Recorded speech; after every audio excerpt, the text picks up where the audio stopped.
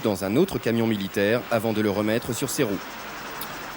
Pollution urbaine toujours avec la lutte contre l'amiante. Certains parlementaires viennent de souligner d'ailleurs devant l'Assemblée nationale l'urgence de ce problème. À Avignon, la démolition de 3 bâtiments des années 60 vient de révéler une forte présence de ce matériau dangereux. La difficulté, c'est qu'il faut décontaminer à l'extérieur. Michel Goldstein, Jacques Carlier. Travail de titan sur chantier à haut risque.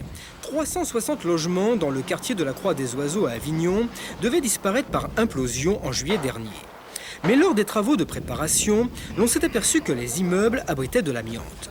Plus question de démolition avant de désamianter les conduits des vides ordures, 33 000 m² de plancher et surtout 50 000 m² d'enduits de façade utilisés en complexe d'isolation extérieure. Cette dernière opération extrêmement délicate fait l'objet d'un procédé pilote.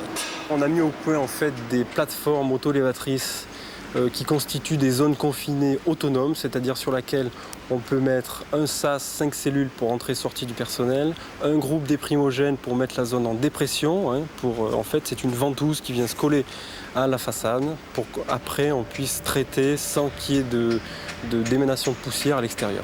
Les déchets friables sont mis en double enveloppe et acheminés dans une décharge de classe 1.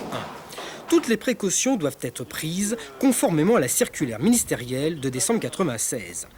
Cela va du confinement total du bâtiment jusqu'à une protection stricte du personnel.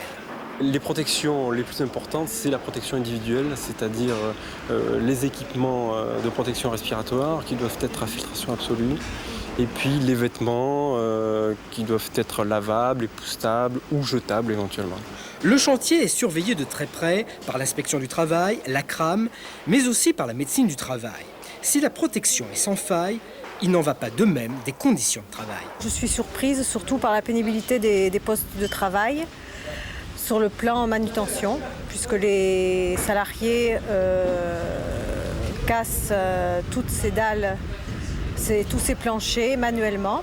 Et l'évacuation des déchets se fait aussi manuellement. Les opérations pour désamianter demandent un ensemble d'attention particulière, pas encore totalement réunies. Émotion ce matin pour une